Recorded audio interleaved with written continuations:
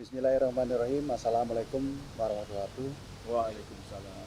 Pak Menko dan rekan-rekan media yang saya banggakan, bahwa apa yang kita lakukan hari ini, Pak Presiden menginstruksikan kami untuk mengevaluasi apa yang sudah kita lakukan. Dan ini memang diinstruksikan sejak awal kami melakukan survei. Saat survei kita memang menemukan suatu angka yang hampir tidak rasional gitu ya, 193 juta yang mudik ya. Oleh karenanya kami serius sekali, Pak Menko, Pak Kapolri, Menteri PU, Menteri BUMN, Menteri Agama melakukan ini. Dan karena kami ingin apa yang kita survei itu memang bisa dipertanggungjawabkan, kami bekerja sama dengan satu perusahaan telco yang terkenal di negara ini. Terbukti bahwa 242 juta masyarakat yang melakukan perjalanan lebih dari 2 jam atau indikasinya mudik, karena dalam indikasi itu mereka setelah 2 jam mereka tinggal di tempat itu. Ini katakanlah ini bisa ke Jakarta Bandung atau dari Semarang Cirebon dan sebagainya. Dan tingkat kepuasan dari apa yang dilakukan mudik ini alhamdulillah memberikan hasil yang baik. Ada dua yang kita survei. Yang satu adalah tingkat kepuasan pada mudik skala keseluruhan, yaitu 89%. Dan atas mudik gratis 91%. Yang melakukan survei ini ada dua badan pemerintah, saya bisa sebutkan namanya. Satu adalah BPS, yang kedua adalah Menkominfo. Sedangkan yang dua lagi, satu adalah salah satu harian terbesar di negara ini, dan juga salah satu telco di negara kita tercinta ini. Jadi 89% untuk mudiknya dan 91% untuk kegiatan mudik gratis.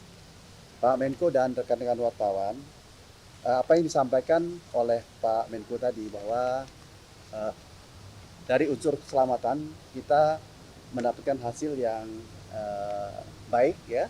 Terjadi penurunan, tentang kasus itu menurun 8%, meninggal dunia turun 12%, luka ringan minus 10%, memang luka berat naik 33%. Tapi ini memang kita lakukan bersama-sama Pak Menko dan Kapolri, menghimbau agar saudara-saudara kita yang menggunakan motor seyogyanya tidak melakukan itu. Solusinya adalah mudik gratis. Nah, ini kita akan pertahankan, dan ini menjadi satu catatan dari apa yang disampaikan Presiden. Nah, oleh karena itu, melengkapi apa yang disampaikan oleh Pak Menko tadi, nomor satu itu adalah rest area. Rest area baik di Cipali maupun ke arah Merak. Fungsi rest area adalah untuk tempat istirahat. Tapi fungsi yang lain, dia memiliki fungsi sebagai tempat mendelay volume kendaraan yang menuju satu tempat. Nah, oleh karenanya tadi saya diinstruksikan untuk bekerja sama dengan Menteri PU untuk membebaskan tanah-tanah sebagai rest area yang mungkin tidak langsung untuk rest area. Jadi ada land bank, katakanlah ada 10 atau 15 tempat dibebaskan, masing-masing 5 hektar. Sekarang untuk rest area saja, nanti satu waktu ini menjadi suatu barang yang juga bermanfaat untuk membuat rest area yang penting. Yang kedua adalah manajemen gate ya. Kita tidak boleh lagi menggunakan tapping. Kilometer 70, kilometer 414 itu panjang sekali. Dengan sistem OBU seperti ERP ya, itu kendaraan langsung lewat dan langsung tercatat berapa yang mereka harus bayar. Nah, ini membuat kelancaran di kilometer 70 dan 414 itu terjadi dengan baik. Lalu dalam survei kita, orang itu paling senang naik kereta api, tapi jumlahnya terbatas. Nah, oleh karenanya kami mengusulkan dan Pak Presiden setuju agar KAI menambah jumlah transit, sehingga perjalanan kereta api yang memang diminati itu bertambah. Ini adalah satu diskusi kami dengan Pak Menko dan Pak Kapolri adalah manajemen waktu. Kalau bisa waktu itu lebih panjang, ya, sehingga mereka bisa mudik lebih awal, tidak tertumpu pada H-3 dan 4. Kalau bisa H5, 6 gitu ya. Nah ini sangat berhasil. Pada saat mudik berhasil.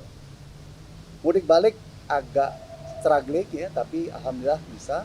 Tapi terima kasih Pak Menko dan teman-teman yang memanage libur panjang, dan ini bisa membuat masyarakat punya pilihan untuk perjalanan. Lalu berikutnya adalah berkaitan dengan mudik gratis ya. Mudik gratis sekarang 133.000.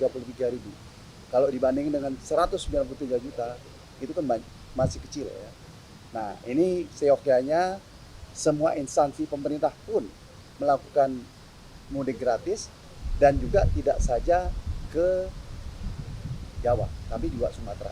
Pak Presiden tadi mengingatkan nanti sebentar lagi akan tembus ya dari Sumatera Selatan ke Bengkulu, dari Riau ke Jawa, ke Sumatera Barat. Ini akan menambah keinginan masyarakat akan mudik. Lalu seperti yang disampaikan oleh Pak Menko tadi adalah jumlah pelabuhan.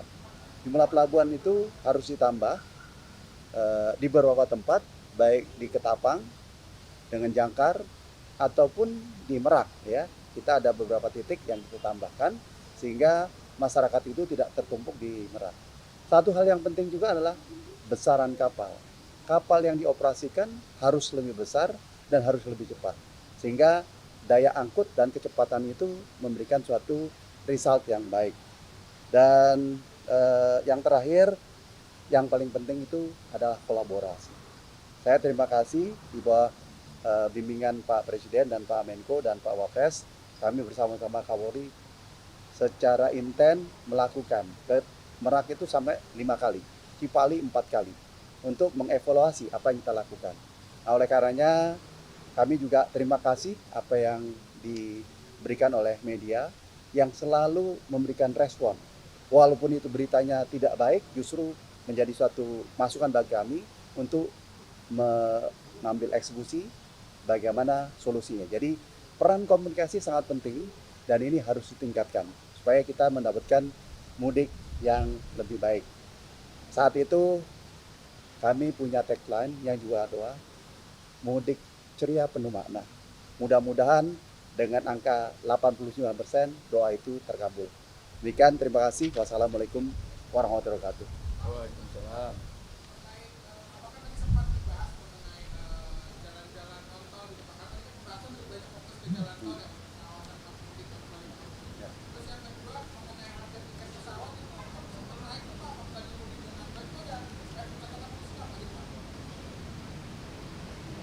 Silakan yang lain.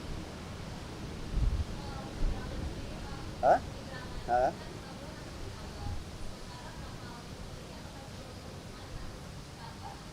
Ya.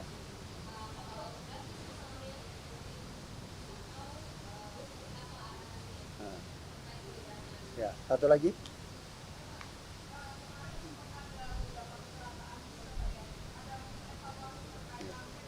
Ya. Ya. Ya. Ya, baik. Satu Bapak dulu, Pak. Satu berkaitan non-tol, tadi dibahas juga, tetapi memang kalau dilihat dari pergerakan yang terjadi, non-tol itu tidak signifikan. Jadi saya secara khusus mengevaluasi, saya jalan dari Semarang sampai ke Cirebon, itu lancar. Jadi tidak ada suatu stagnasi di sana. Nah, kalaupun ada masukan, kita memang sangat beruntung memiliki kepala daerah yang sangat kooperatif. Mereka membuat posko, menyediakan makanan, menyediakan tempat istirahat, sehingga non-tol itu berjalan relatif tidak ada isu. Ya.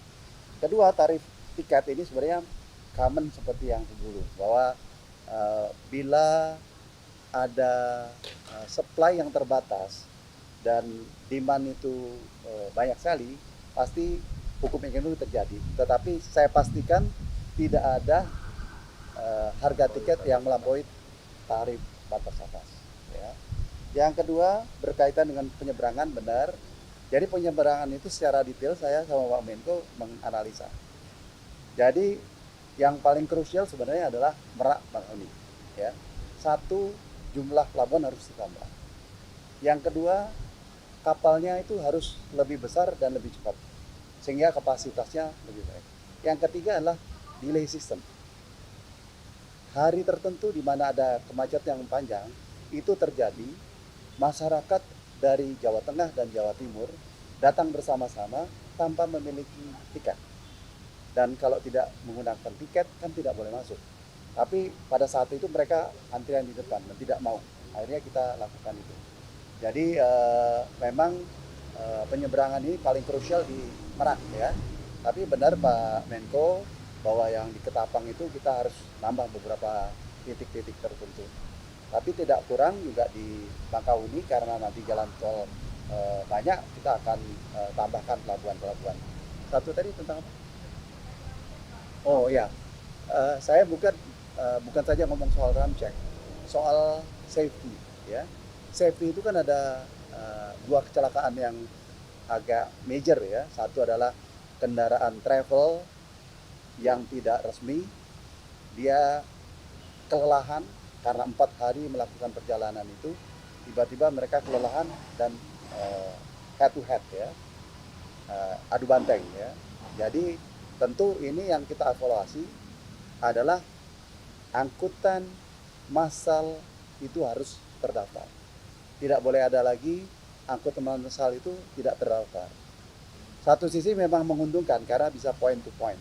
Tapi kami akan mendorong para pengusaha angkutan untuk menyelenggarakan itu sehingga safety itu terjadi. Safety itu dari kendaraan, dari orang yang melakukannya, dari jumlah dari penumpang ya. Rem cek adalah bagian dari itu ya. Katakan karena dia itu bukan kendaraan bis umum, tidak direm cek, tidak terjangkau gitu.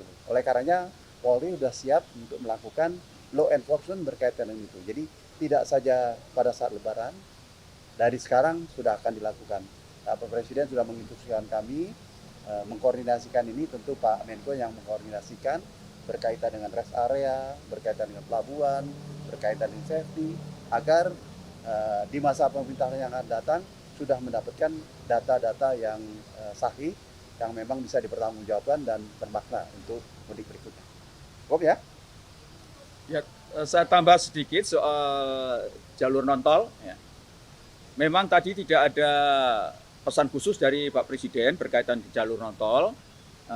Kenapa? Karena memang untuk tahun ini tidak ada peristiwa yang menonjol yang ada di jalur non-tol. Yang menonjol dua-duanya adalah di jalur tol.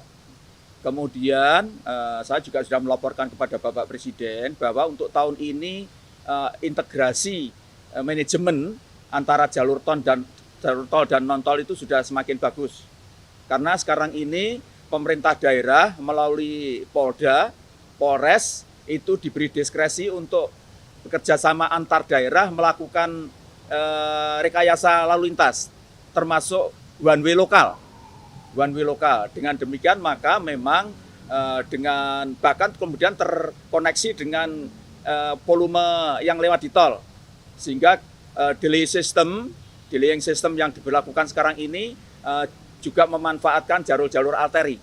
Kenapa? Sehingga di tol relatif bisa terkendali, kemudian kenapa di jalur arteri juga tidak ada kemacetan yang relatif fatal, itu karena sudah ada sistem manajemen terintegrasi antara pengelola tol dengan pihak Polantas di masing-masing daerah. Hanya kemarin ada sedikit agak hari-hari pertama ada kesemrawutan, terutama untuk jalur jalur Bocimi yang akibat longsor, ya, tapi alhamdulillah oleh Kementerian PUPR langsung Pak Menteri PUPR turun lapangan dan kemudian bisa diatasi sehingga satu jalur bisa dimanfaatkan, sehingga kemacetan di jalur arteri yang hampir menciptakan chaos bisa kita atasi. Saya kira itu tambahan dari saya kira sudah cukup. Terima kasih Pak Menhub dan semuanya.